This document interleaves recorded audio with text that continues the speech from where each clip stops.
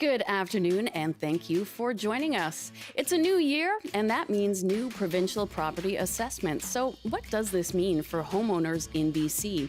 And have you ever thought about the history behind the bridges and tunnels you use? We'll take a look at the stories behind our province's crossings. I'm Amy Bell in for Michelle Elliott, and this is BC Today.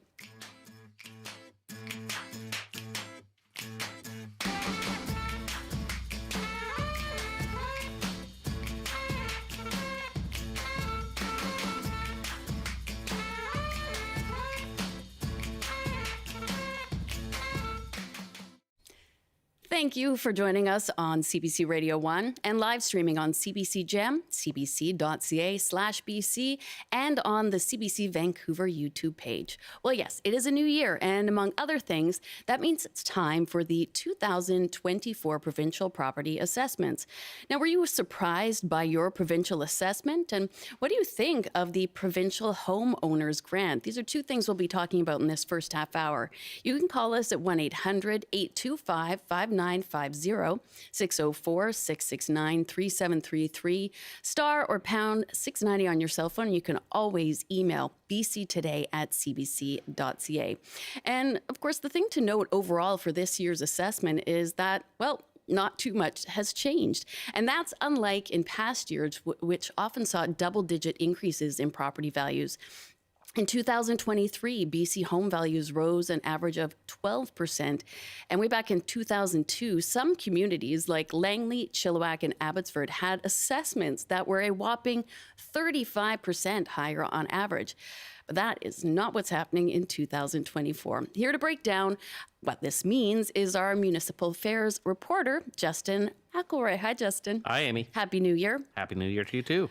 So what are BC homeowners seeing on average for this year? Well, you just spelled it out. You know, some people will see big increases, of course, and some people will see big decreases. Okay. But on the whole, if you're in a large community in BC, the average that a typical property has changed over the last year has been relatively little. You know, if you're looking at Cranbrook, Fort St. John, Dawson Creek, Nanaimo, Victoria, Saanich, Vancouver, Surrey, pretty much every region in the province, the biggest communities are just between plus to minus 5% in terms of how things have happened over the last year. So I know most of the time when we talk real estate in this province, we're talking big eye-popping figures and emotion and excitement one way or the other. This year, at least when it came to property values and the changes, not so much. And what is the reasoning behind that? I mean, everything is, up in the air financially, but is that the impact? A big reason is interest rates. So keep in mind, when you get your assessment at the beginning of this year, it's actually measured each year on July 1st, essentially. And so you have to think back to July 2022. Well, that is when we were right in the midst of a whole bunch of interest rate hikes happening from basically zero up to around 5% or so. And that's created a market, and we've seen this play out over the last 18 months in British Columbia with a bunch of uncertainty, with people not wanting to buy nearly as much as they have in the past because of those higher rates, and sellers not really being motivated to sell yet. Also, they're waiting for better deals to happen. Right. So as a result of that, we saw way less sales. We saw way less changes in prices as we did through some mostly boom, but some shortfalls over previous years. And that resulted in a very static market in terms of selling, in terms of prices, and then that's reflected in terms of the assessment values. Okay. And, we're all nosy Nellies here, it would seem. So we always kind of want to know who has the highest valued residential property. And usually there's no surprise. Is that the status quo this year? Yeah. And again, for the fifth or sixth year in a row, it is the giant mansion of Lululemon founder Chip Wilson on Point Grey Road. Right. Mansion, waterfront, Vancouver. It's the size of two properties, in fact, and it is valued at $81 million. So nice if you can afford it. But overall, there's then a big jump down after a couple others in the 60 and 70 million, where most of the top 100 are around 20 to $40 million in this province. Okay. And they're concentrated in a very specific area. In fact, 75%, 77% of BC's 100 most expensive properties are in 5 5 places, all in Metro Vancouver: West Van, Shaughnessy, the University Endowment Lands, Point Grey Road, where Chip's house is, and Belmont Avenue, which is also on the west side of the city. It would be interesting to see, going back in time, just where the richest properties were in this province throughout. The most expensive property in all of northern BC is just $4 million on Moberly Lake. Right. And that's basically the average of a single west side home anywhere in the city of Vancouver. Yeah, there's that huge disparity of wealth and property. Were there sort of, I guess, any outliers to the average this year? There were a couple. While most places, like I said, were between plus or minus 5% in terms of how much things came up, there were a few small communities, outliers, where there were big property tax, property value increases. Port Alice, Sabalos, Haida Gwaii, Alert Bay, Tumbler Ridge. These are hard places to get to. There's often a boom and bust cycle in terms of the economy and local demand. And because they're also small, you just have 5 or 10 homes that get sold for a lot more than in the past for whatever reason. And that can change how assessors look at all of the properties in that community. As well, we did see some places with significant decreases. Barrier, Clearwater, Merritt, all around 9% decreases. And that had to do actually with the Trans Mountain Pipeline construction getting completed in that wide swath of BC. If you ever were on a highway to 5 up from Kamloops to Valemont, you might have seen that construction happen over 2020, 2021, 2022. It wrapped up about the middle of last year. That meant that a lot of people who were working in the area went away. That meant a whole lot of demand for those properties went away, and so this assessment changes. So local impacts can change from the provincial story, but for the most part, it was pretty level across the province. And where did we see the largest drop in the province? Oh, what's that? I think that would have been, don't quote me on this, I think that would have been Sun Peaks at 12%, which is along that same strip, although they deal with different factors, being a ski resort. Okay. Changes in provincial assessment have really no impact on municipal taxes. So I guess what's the purpose of these assessments then? Yeah, and it's an important public service announcement to make, right? That at the end of the day, your property taxes don't go up or down based on your assessment from year to year. It's based on what city halls say that they need to increase for revenue and whether your value has increased relative to your neighbors surrounding you in similar homes. So if you've done a renovation, for example, that might change things a little bit. But they'd allow the provincial government to provide that benchmark for people if they're considering selling their property. For commercial properties, it's certainly very important as well because of the taxes that do get placed on that, and that can be a little bit more volatile depending on where you are. And as well, there is the home ownership grant, which I know we're going to talk about in this hour, where the province each year has to set a new threshold of saying if your home is below this number, I believe it's $2.15 million this year, you're eligible to get hundreds of dollars in grant money back from the provincial government. Now, is that good policy or not? Something that our listeners are going to have lots of thoughts about. Hopefully they'll weigh in. Any quick thoughts on that from you? No, I mean, it's one, the thing to keep in mind about it is that it's always a hot button issue this time every year because A, the province has to put out this new number. B, we're the only province in Canada that actually has this sort of wide-ranging program for virtually every homeowner, not just a first-time one, not just in their first year getting property. And C, in a province where there's the wealth disparity that we do have and where affordability is always a hot-button concern, people wonder whether $910 million the provincial government is spending on this program this year is the right policy or not. We will see what everybody thinks, and I'm sure we'll speak to you about it further down the line. Thanks, Justin. Thanks, Amy. Justin McElroy, our municipal reporter. And we want to know, were you surprised by your provincial assessment? What do you think of the provincial homeowners grant? Call us and join the discussion at 1-800-825-5950, 604-669-3733 star or pound 690 on your cell phone. You can also email bctoday@cbc.ca. And of course, that was our our municipal affairs reporter, Justin McElroy. Now, it is an annual tradition that dates back to 1957 in our province, as Justin mentioned, and that is the homeowner grant introduced by then Social Credit Premier W.A.C. Bennett to offset the rising property taxes. The grant has risen from $28 back in the day to between $570 in the urban centers and $770 outside those centers. Nowadays, 92% of homes in BC qualify for the grant. So were you surprised by your assessment, and what do you think of this grant? Call us, 1-800-825-5950, 604-669-3733, star or pound 690. And for many years, the grant has had its detractors. And here to tell us more is Simon Fraser Center for Sustainable Development, adjunct professor and principal of the Geller Group, Michael Geller. That is a mouthful. Welcome, Michael. Amy, I'm pleased to be here. Oh, so happy to have you. Happy New Year. You have not been shy on your opposition to the grant. So let's start with its purpose, to offset property taxes. 92% of homes qualify for the grant, and the maximum assessment allowable is under $2.15 million to qualify. So I guess, if you could lay out what the issue is for you. With all the housing affordability issues in British Columbia, Right.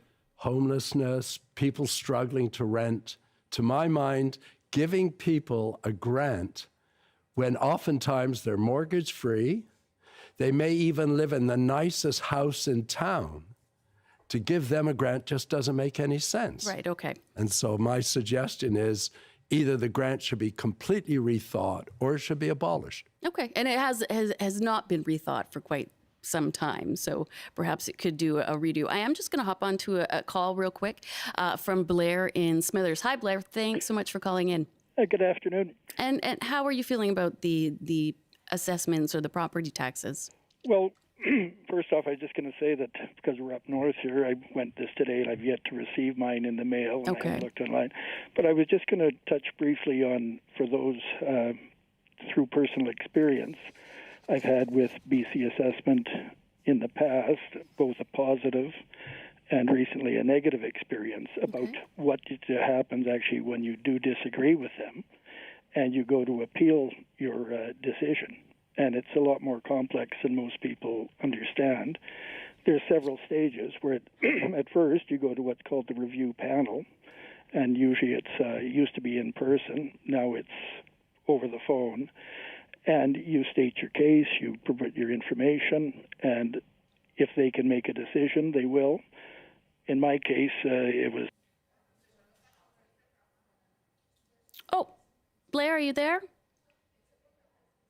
Oh, I think we may have lost Blair, but it can be a bit of an arduous, dispute from your property tax, which, perhaps a lot of people aren't aware about it. Is it quite common that people will dispute it? Are you knowledgeable of that at all? No, I am knowledgeable because I spent a lot of time doing it, especially mainly on behalf of clients, and I know where Blair was going. Okay. I think the bigger question, though, is whether or not, one of the things that I wanted to talk about is whether or not this homeowner grant is really necessary. Yeah. And if you think about it, it isn't. It was brought in the 50s when the government was encouraging people to get into home ownership. Well, the fact is today, affordability challenges are so great. What I find astounding is there's one price threshold, I think it's either 2.125 or 2.15 million, below which you're eligible for the grant. And yet that applies throughout the entire province. So in some towns around British Columbia, you live in the nicest house in town, and the government is giving you a significant grant, which is not income tested. However, if you're a renter, you may get some money, but only if your income is below a certain price threshold. The more you think about this grant, the less it makes sense. Okay, well, let's actually talk about the renter's credit. If the household income makes $60,000 or less, you receive the $400 credit, and between $60,000 and $80,000, a reduced credit, but renters don't pay property taxes. So I guess some would argue that perhaps it's not a fair comparison between these two options. What are your thoughts on that, Michael? My thought is that with limited government funds, it should go to those in greatest need. And given that between 40 and 50% of all British Columbian homeowners actually are mortgage-free, which in itself is quite astounding, I don't think we should be giving them money. I think we should be giving money to those who really are struggling. So have it more based on, perhaps what debt they've accumulated, how much they're bringing in for their household income, and distributing that way. That way. The other thing is, as many people know, those lower income seniors who perhaps could benefit from a grant, struggling to pay their taxes, if they have any sense, they don't pay their taxes. They defer their taxes because the provincial government has a program that allows you to defer your taxes. So again, I think if you look at it in a comprehensive way, the homeowner grant could be either significantly revised, make it income tested, vary it across the province depending on where you live, or simply just abolish it, which is what I would recommend. And is that something that you could see happening, say if cash-strapped government were to come into power, is that a way that they could save significant money by just saying, we're done with this now? Yes, but they wouldn't want to do it just before an election. They'd like to do it after an election when more common sense prevails. Fair enough. Fair enough. I think we'll take in another caller if that's okay. Devin calling in from Corwood. Hi, Devin. Hi there. So what is your experience with the BC assessment? I went through the appeal process a few times. Okay. And last year it came to light to me that BC assessment, when they do their values, they can create comparable properties rather than looking at population level statistics. So in my case, my house was being compared to a 3-bedroom, 2-bathroom, 2-story homes as a comparable, but my home's a 2-bedroom, 1-bathroom. And so I reached out to BC Assessment, and my 2 comments were, one is, why are you using individual data points rather than population statistics? And 2, how come this data is not publicly available for me to actually do my own statistical work on? So you have to call in and ask directly for them to email you the data rather than having the data available. So twofold are my questions. One is, can we get BC Assessment to use population statistics? And 2, can that data be publicly available to all participants so that they can do their own analysis? And I'll leave it at that. All right. Thank you so much for calling in. Is there, unfair comparisons and sort of, comparing apples and oranges and then holding them to the same standard when it comes to these assessments? There's no doubt that when you're trying to declare the value of every property in British Columbia, there are likely to be some errors and questionable decisions. Okay. I recently looked at an apartment building in West Vancouver just to see how the assessments within one building changed over the course of the past year. And it was quite astounding that some apartments went up, some apartments went down in the same building. But there's one thing I do want to mention. With all of the new government initiatives coming forward, which would allow perhaps up to 4 homes on one lot, there's no doubt that is going to impact the values of some lots. And yet there'll be some people who simply want to stay in their home. They don't want to develop 4 houses or 6 houses, but they're going to see their assessment go up. But the government does have a provision in the Assessment Act that if you live in an area where the zoning is changing and the values are all going up, but you've lived in your home for 10 years, you are able to keep your assessment at the lower value. Okay. But you have to make application before November of every year. It's called Section 19.8 of the Assessment Act. Few people know about it, but one of the things I'd like to do is share that, because many people are suddenly going to discover that their $3 million bungalow is now worth $8 million if they live on Cambie Street. And they don't necessarily want to move, but they don't want to pay taxes based on an $8 million assessment. Okay. And if we sort of came up with a better system for the homeowners grant and stuff, would we not have a need for these sort of disputes and these, these loopholes so people's, taxes don't skyrocket? Yeah, I think there are ways that we can rationalize the system. That particular provision makes sense to me. It does, yes.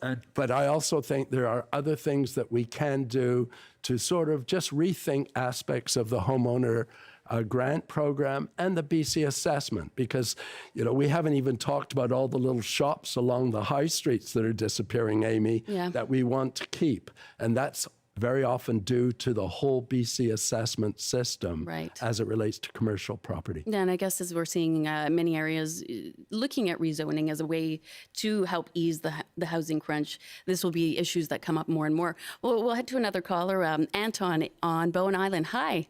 Hi. Thanks for calling in. How are you doing today? Good. How are you? I'm doing well. My call. Yeah, of course. Go on. I've been at the review panel. The problems really occur when your assessment changes and it's different than the average in your municipality, especially when the assessment goes up, say, 5% on average in a municipality, and yours goes up at 15 or 20%, then you have a real problem because then you're going to pay more property taxes. And we have seen these fluctuations happening.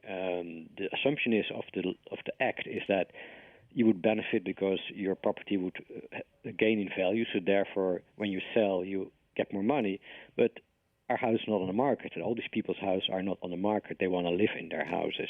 So we had it that it went up one year $100,000 and came down the next year $100,000, and we just had to pay more property taxes for that reason. Right. And I've taken it to the review board, and I won, of course, because there's no good reason for it. So why isn't it that we, to deal with these fluctuations, we take an average of 3 to 5 years? Because that makes way more sense. It's also way more fair. Secondly, when you do renovations on your house, you've already paid taxes over the money you're using, plus all the materials you're using, all the labor. You'll be helping you with the renovation. Why then are we then again punished, basically? For a higher value and then taxed higher. I don't understand that. I also don't think it's good for the building sector itself. Well, thanks for sharing that, Anton. I appreciate it. And that is a fair point. You are paying, already paying for all of these taxes on the supplies, on the work, and it does feel like a punishment for many people. What is the solution to that? I think if somebody from BC Assessment was sitting with you today, Amy, they would say, we rarely look at the kitchen and the bathroom when we assess the property. We look in a very general way about what are the values of the land. And if anybody looks at their assessment, they'll discover if it may be 2.5 million, the land is worth 2.2 million and their beautiful home is only worth 300,000 of the total. It is quite a disparity sometimes when you realize it is the land that is so valuable. It is not the house that you call a home. It's where it's residing. We do have another call soon from David in Nanaimo. Hi, David. Hi. Thanks for taking my call. Of course. What did you have? Do you have a question for Michael or a comment? I have a comment. Okay. I'm a senior, and I depend substantially upon having the homeowner grant. I take your guest's point well that I could take the, I forgot what it's called. Defer. I could defer. Okay. I've thought about that. It matters the problem is what matters to me. And what matters to me is to be able to pass on to my children the greatest value that I can. And by taking the deferral, then there's a substantial charge against the property when it does come to get sold. Okay. With respect, sir, I suspect your children would rather you spend the money now rather than have a little bit of a debt when they inherit that $2 million house. So I think you're right on track, but it's what's meaningful to me that I'm making the judgment on. Oh, fair enough. But yes, as Michael pointed out, it is minimal for many people, and the children perhaps would like that. And there are different levels for seniors and people with disabilities, correct? Correct. And the interest rate for this gentleman is 2% below prime. In other words, it's a very preferential interest rate that's being charged by the province. One last thing, some people tell me I don't defer my taxes because the municipality needs the money to build community centers. The fact is, the municipality gets the money. It's the province that pays your taxes on your behalf. Okay. So you're not hurting your municipality. That's another discussion, Amy, as to whether the deferral program is equitable, but we'll leave that for another day. It seems overwhelmingly, after talking to you and to Justin, there is a lot of misunderstanding and not saying misinformation, but yes, perhaps maybe people not understanding all the ins and outs or exactly how this works. So do we need to do a better job of sort of educating people, and then we can decide what the best way to move forward would be? Yes, I think a lot more. So thanks for doing this discussion today. Oh, well, appreciate you coming in. It's always a bit of a head scratcher for me around assessment time, and I think for many people across the province. So thank you. My pleasure. All right, take care.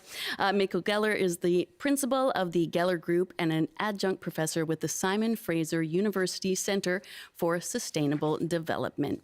And coming up, we will take a look at the history behind some bridges and tunnels across our province. But first, we have the headlines with Rob Zimmerman. Good afternoon. A Surrey woman who was convicted of killing her 8-year-old daughter has died in prison. Lisa Batstone was found dead at the Fraser Valley Institution on Monday. She was found guilty of second-degree murder after suffocating her daughter, Tegan, 9 years ago. The union representing transit workers here in the Lower Mainland has issued 72-hour strike notice. That means service disruptions could come as early as this weekend. Coast Mountain Bus Company says it has offered the same wage increases given to its other employees. And Environment Canada says temperatures in parts of the province are set to start dropping Friday with the potential for snowfall. Kamloops and Kelowna could see snow today, while it could fall in the Lower Mainland on Monday. Forecasters say the cold snap may stick around for a week or so, but temperatures are expected to trend back up for most of the season. And now taking a look at the forecast, a snowfall warning is in effect for sections of the north coast, including Stewart. Highs to -7 with a chance of light snow in the Peace. In the central interior, a few flurries this afternoon with a high of -1. Highs from -1 to +3 and cloudy in the Kootenays. In the southern interior, flurries and showers with a high of 1. And showers this afternoon in the Fraser Valley, cloudy in Metro Vancouver and Greater Victoria, with highs around 9 degrees. I'll have more local news at the top of the hour. Now back to Amy with BC Today. Thank you, Robert. And of course, welcome back. And thank you for joining us on CBC Radio 1, live streaming on CBC Gem, cbc.ca/BC, and on the CBC Vancouver YouTube page. And if you make your way around the province, you will encounter countless bridges, tunnels, and even some inland ferries that connect the land. But in your travels, do you ever wonder the story behind these massive feats of engineering, how they came to be, and who was behind them? Please join us if you do have a favorite crossing in BC or have a question about the history of our bridges and tunnels. You can call 1-800-825-5950, 604-669-3733, star or pound 690 on your cell phone, and you can always email us, bctoday@cbc.ca. And joining me now is Derek Hayes. Hi, Derek. Oh, Derek, I think you might be on mute there. Oh, no. Oh, no, there we are. Sorry, just a little bit of delay. And I need to do a proper introduction. You obviously have a passion for history, and you are the author of books such as Historical Atlas of the Pacific Northwest, Canada, an Illustrated History, and this book that we are going to be discussing, Incredible Crossings, the History and Art of the Bridges, Tunnels, and Inland Ferries that Connect British Columbia. So again, a proper introduction and a proper thank you for joining us here today. You're very welcome. Thank you.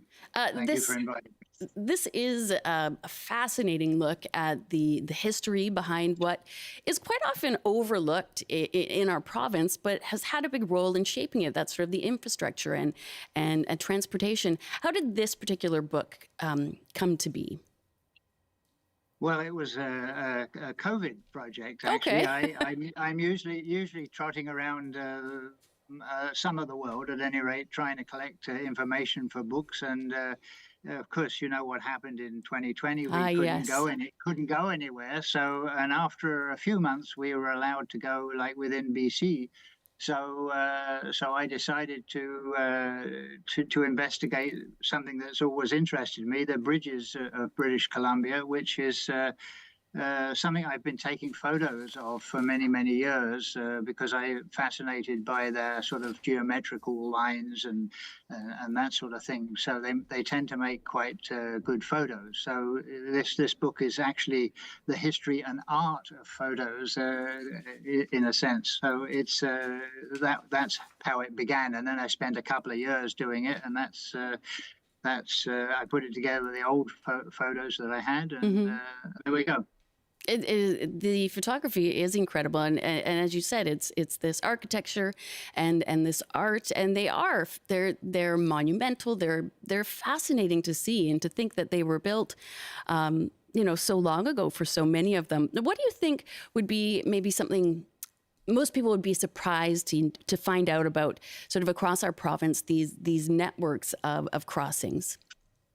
Yeah, well, there are. BC, of course, because of its mountainous topography, has to have a lot of bridges, both for roads and railways, and even pipelines and things like that. So there's actually, or at least at the time I did the book last year, there were almost 3,000 bridges in British Columbia, wow, which is a phenomenal number, and plus over 70 tunnels, which you wouldn't think of at all. I mean, people think of the Massey Tunnel as being pretty well the only tunnel around. It's true. But it's not. It's true. Well, and you tend to be very, I think people tend to be very local. Like they'll refer to, a bridge in their town, a bridge that they use on their daily commute. But then that's it. They don't sort of think about the entire network and how they all were interconnected and how they help everybody get around the province. You did mention the geography. We live in a stunning area. We have mountains and we have rivers crisscrossing and flowing down to the ocean. How much of a challenge, though, would that have posed? Does still pose, but historically in designing and building these structures? Well, originally, of course, it was a big problem because the only material available early on was wood, and it's much more difficult to span a wide river with wood than it would be with steel. So most of the large rivers had ferries of one sort or another that usually were just run by somebody and locally, and the province sometimes subsidized them, and they sort of became an official ferry, but they persisted quite a lot. In 1936, for example, I noted that there were still 45 inland ferries in British Columbia, but now there are only 14. So they have been gradually reducing the number and replacing them with bridges, of course. In terms of bridges, I do want to mention, I feel like we can't talk about bridges in our area, especially without talking about the collapse of the Second Narrows Bridge, which is now rebuilt as the Ironworkers Memorial. What led to that collapse? The collapse when it was being built in 1959, I guess it was caused by a temporary piece of work that was done to hold up the span as it was being built, and then that collapsed. It was an incorrect calculation by a couple of engineers, and it collapsed and took the next section with it. And of course, there were a number of workers still on the bridge that died in the process. Have there been other, I guess, sort of catastrophic, not necessarily collapses, but things that have happened or compromised or emergencies at any of our bridges or crossings? So this one happened in June 1958. 18 men died, but I haven't really heard anything else happening in the province. Are there more sort of smaller scale issues that have popped up? Well, not really. Not in terms of whole parts of bridges collapsing. I mean, you've got to remember the second Narrows Bridge collapsed while it was under construction. It didn't collapse when it was completed. Right. So no, I mean you do get minor things where too heavy a truck went over a bridge and it collapsed the same way as they're going under bridges on the freeway these days. It seems and knocking them out. Maybe down the line, that's going to be your next historical look at all of the overpasses that have been hit by large vehicles in the past couple of years. Yeah, and incidentally, the nearly 3,000 total doesn't include things like overpasses. So, No. What are classified as overpasses. They're really bridges, of course, but they're classified as overpasses by the Ministry of Transport. Mm-hmm. We're just going to take a call. We did have somebody call in, Ben from Fort St. John. Hi, Ben. Hi there. Hi. Did you have a question or a comment about the topic? Yes, I do, actually, for your guest. I drive over the Taylor Bridge in Taylor, BC every day, over the Peace River. And I'm just curious how old the bridge is. Like, when was it built? And I know that it's a major link that was probably necessary to consolidate the Alaska Highway from Dawson Creek north, of course. And it's also a major trade route from northeastern BC to northwestern Alberta. And when the topic came up, I thought, geez, it'd be kind of neat to know what the history of the Taylor Bridge is if you've got some information. Well, thank you for that, Ben. It's in the book, but I look it up because I've forgotten. But there was one point where they were using the railway bridge was the first one, and that the railway bridge was at one time converted for use by road vehicles while they were building that bridge that's there now, because obviously it was a big problem having it cut off for a very long time.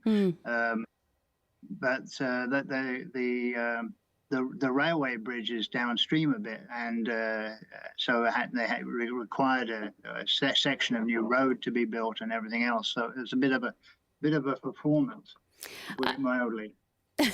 my wonderful producer Melody has just let me know that the bridge spans 712 meters and it opened in 1960, and about 7,500 vehicles drive across it every day, transporting goods through the Peace region. So she probably found that in your book, but she was able to just look it up. So hopefully that answers some questions for you. Yeah.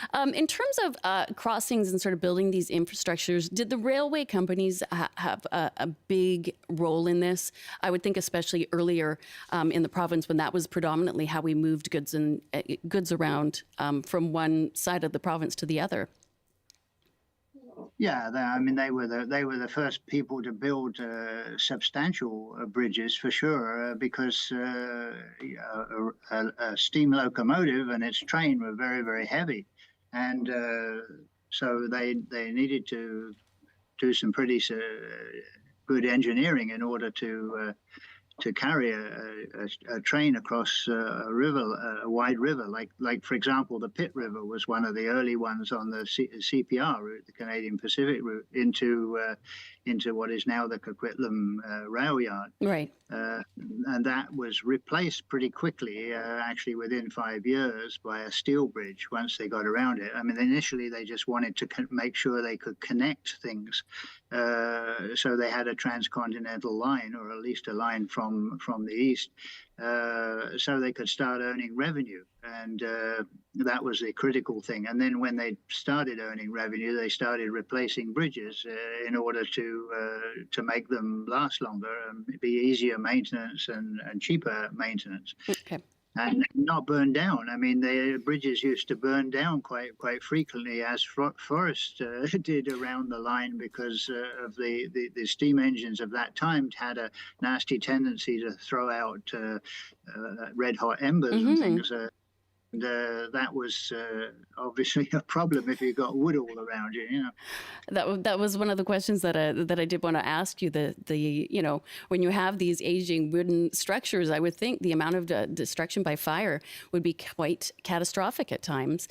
Also, I wanted to mention, of course, that in 2021 we had an atmospheric river that, it dumped so much rain that portions of some major arterial routes were washed out, like the Coquihalla. In your opinion, how much impact do you think we'll see from these increasing weather events, these extreme weather events, and perhaps climate changes? Is this something that will have a big impact on these structures?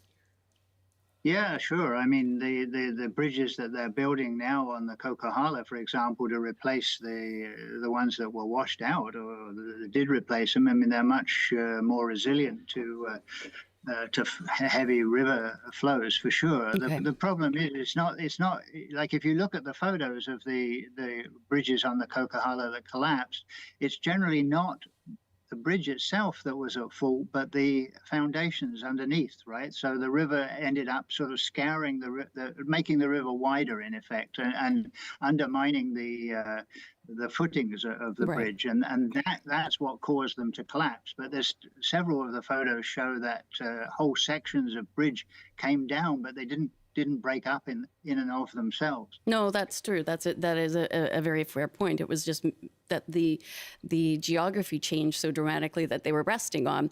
We'll get another call in from Todd, and I had a feeling this question was going to come up as soon as we talked about bridges. Todd, you're in Qualicum Beach. What was your question or your comment? Well, my question is, as an islander, there's people that are for it and people that are against it, but we all like to talk about it. And what can you tell us about a bridge to the island? Derek, how long has this idea been around? I've obviously heard it for decades. Every time we have an issue with the BC ferries, this massive bridge to the island idea is floated. Is this something that you think has any serious traction? Are there ever serious discussions about it? Yeah, well, there have been serious discussions, certainly, but the general feeling is that there's, and I would agree, there simply isn't the kind of population at either end that would support the massive cost of building such a bridge.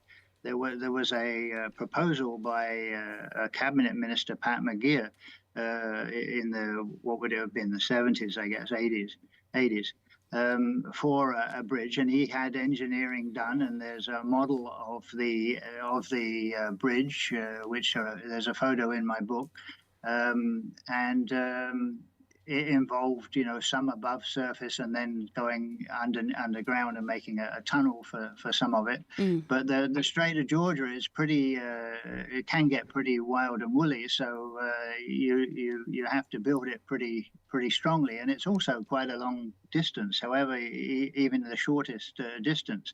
So it's certainly feasible, it's possible, but the cost would be so much relative to the population, the potential revenue that could be gained by charging a toll to go through it, that it's not likely to get built for a long time. I mean, I could see it coming, maybe in 100 years or something, when the population is 5 times what it is now. But when you look at things like the Channel Tunnel, you've got a population in England of 60 or 70 million and a population of the rest of Europe of way more than that, and you look at BC, it's got 5 million in total. I mean, it just doesn't pan out at all,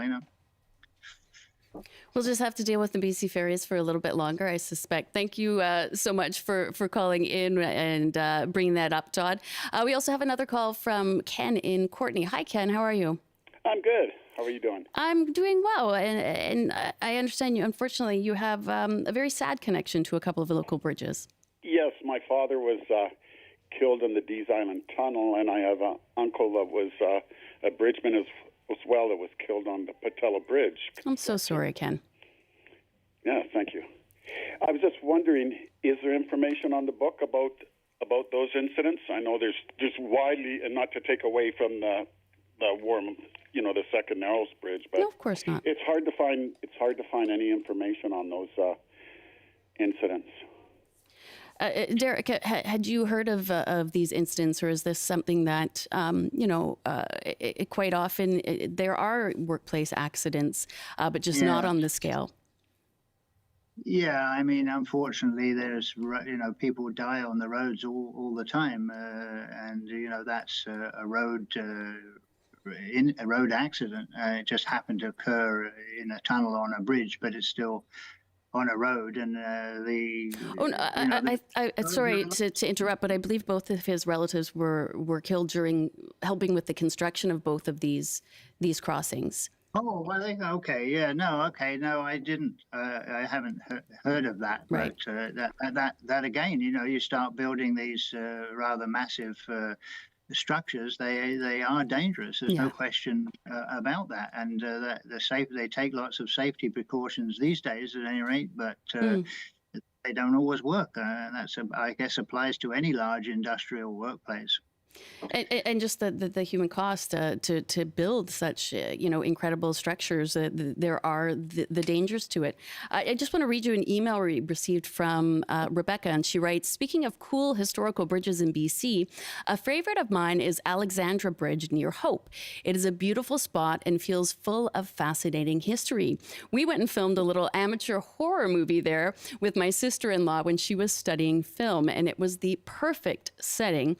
And Jeff writes, the best book on the Lionsgate Bridge was written by West Vancouver author Lilia Dockers and Donald Lexton. I really enjoyed reading it. There are so many iconic bridges throughout the world. We have the Lionsgate Bridge, there's a Golden Gate Bridge, the Brooklyn Bridge. A lot of these are aging and will need replacement. How much of an impact will that have sort of on, I guess, pulp culture in a way? They've been such milestones and people have such soft spots in their hearts. Is it tough as we see these things sort of getting to the point where they'll need to be replaced? I know the Patella Bridge will be coming down and perhaps not too many people will be missing that, but it is odd to think these landmarks will one day not be there. Yeah, well, sure. I mean, the Alexander Bridge that the lady is talking about dates from the 1920s, and that was actually a replacement of the first bridge, oh, okay. which was the first bridge in British Columbia, built by Royal Engineers to take the Caribou Road up to the goldfields. And that the 1927, I think it is, bridge that she was on is still there. I mean, it's a provincial park and it's preserved, so that hopefully will be there forever. It's so certainly there are a number of preserved historical bridges like that in the province. There's one in Castlegar, brilliant, and there's one at Lillooet, for example, that are the same. They're suspension bridges that were built a long time ago now, 100 years ago, and but they are preserved, and luckily, I mean, sometimes almost by accident they get preserved, but apparently nobody could be bothered. For example, with the one in Castlegar, nobody could be bothered to tear it down, and that's the way it survived.